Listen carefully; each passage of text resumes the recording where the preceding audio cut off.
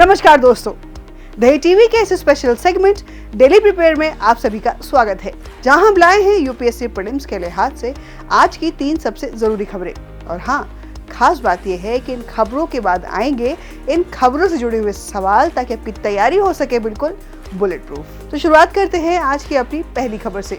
दोस्तों, हर साल जून के महीने में असम के गुवाहाटी शहर में स्थित कामाख्या मंदिर में अंबुबाची मेले का आयोजन होता है और ये मेला नॉर्थ ईस्ट इंडिया के सबसे बड़े धार्मिक आयोजनों में से एक है, जहां लाखों भक्त हर साल आते हैं। और इस मेले के पीछे की मान्यता है कि मां कामाख्या, जो शक्ति की देवी मानी जाती हैं, इस समय मासिक धर्म यानी मेंस्ट्रुएशन में होती हैं और इसीलिए मंदिर के दरवाजे कुछ दिनों के लिए बंद कर दिए जाते हैं। और इस साल मंदिर के दरवाजे 22 जून से 25 जून तक बंद रहेंगे और 26 जून को फिर से खोले जाएंगे। और माना जाता है कि इस समय धरती माँ की उर्वरता यानी फर्टिलिटी भी बढ़ जाती है और बारिश के साथ जीवन देने वाली शक्तियाँ सक्रिय हो जाती हैं। लोग देवी के रजस्वला होने को पवित्र मानते हैं और इस प्रक्रिया को पूजते हैं। भक्तों को देवी के रथ से सना हुआ कपड़ा दिया जाता है, जिसे वे अपने घर में रक्षा तावीज की तरह रखते हैं। और सरकार ने मेले के लिए इस बार 4.55 करोड़ रुपए की व्यवस्था की है, जिसमें पिलग्रिम कैंप, टॉयलेट, पारी, मेडिकल कैंप आदि शामिल है। गुवाहाटी ट्रैफिक पुलिस ने भी भीड़ संभालने के लिए कई इंतजाम किए हैं। और अब बढ़ते हैं हमारी दूसरी खबर की ओर, जो कि है स्ट्रेट ऑफ हॉर्मुज से। दोस्तों, ईरान की संसद ने हॉर्मुज जलडमरू मध्य को बंद करने की मंजूरी दे दी है। हालांकि आखिरी फैसला अभी इनके सुरक्षा परिषद को लेना है। और अमेरिका ने हाल ही में ईरान के 3 सैन्य ठिकानों पर हमला किया और जिसके बाद ईरान की जवाबी कार्रवाई की आशंका बढ़ गई है।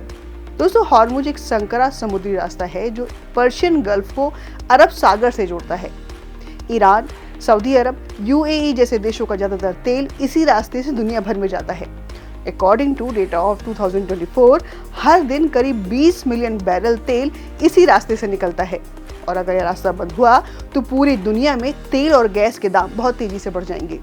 और भारत भी इस रास्ते से भारी मात्रा में तेल खरीदता है, खासकर ईरान, सऊदी अरब और कतर से।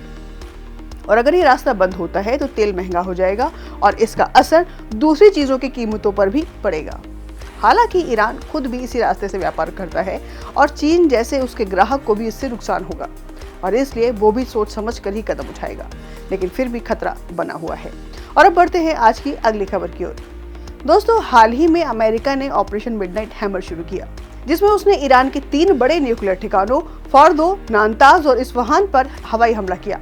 और इसका मकसद ईरान के परमाणु हथियार बनाने की क्षमता को खत्म करना और अपनी ताकत को दिखाना था। और इस ऑपरेशन में अमेरिका ने खास तरह के बम वर्षक विमान यानी B-2 स्पिरिट स्टील्थ बॉम्बर का इस्तेमाल किया। और ये विमान इतने हाईटेक हैं कि रडार पर भी नहीं दिखते और बहुत भारी बम ले जा सकते हैं। इनसे मैसिव ऑर्डिनेंस पेनिट्रेटर यानी MOP नाम का बम गिराया गया, जो 200 फीट मोटे कंक्रीट बंकर को भी फाड़ सकता है।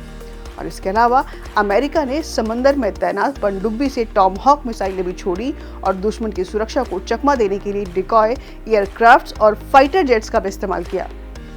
दोस्तों, B-2 बॉम्बर दुनिया का सबसे महंगा और एडवांस लड़ाकू विमान है, जिसकी कीमत $2.1 बिलियन है। और इसकी खासियत है लंबी दूरी तक उड़ान, भारी बम ले जाना और दुश्मन की नजरों से बचकर सटीक हमला करना। और ये ऑपरेशन अमेरिका की ताकत और तकनीकी बढ़त को साफ दिखाता है और दुनिया को यह संदेश भी देता है कि वह खतरे को लेकर गंभीर है। तो ये थी आज की खास खबरें और अब देखते हैं इन खबरों से जुड़े हुए सवाल। Over to you KC sir. Thank you so much Deepti ma'am. दर्शकों से आग्रह है कि इन सवालों के जवाब कमेंट करके हमें ज़रूर बताएं। तो शुरुआत करते हैं अपने पहले क्वेश्चन से।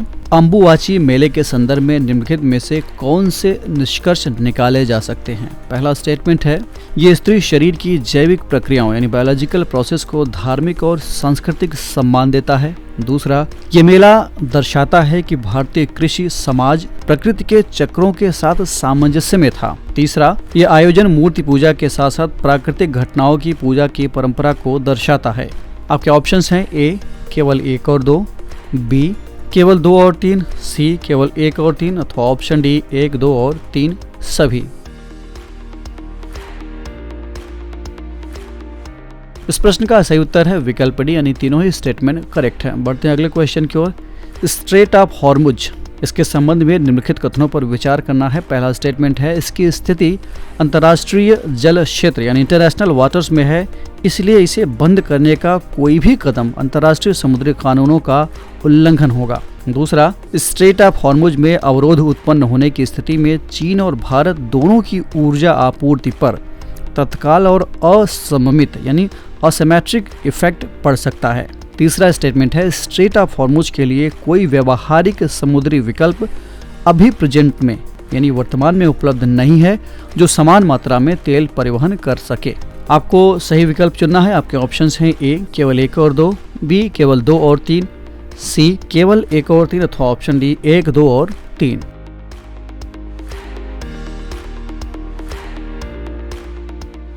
इस प्रश्न का सही उत्तर है विकल्प बी यानी दूसरा और तीसरा स्टेटमेंट ही सही है, पहला गलत है।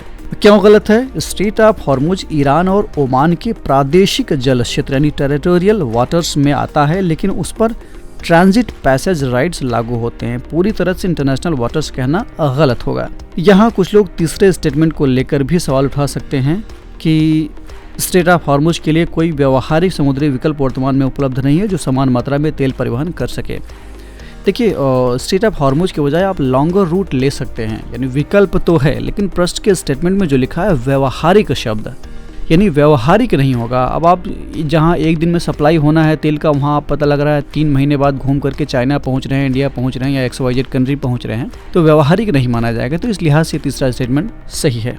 बढ़ते हैं तीसरे क्वेश्चन की ओर। B2 स्पिरिट बॉम्बर की रणनीतिक विशेषता क्या है जो इसे भूमिगत परमाणु ठिकानों पर सटीक हमला करने में सक्षम बनाती है?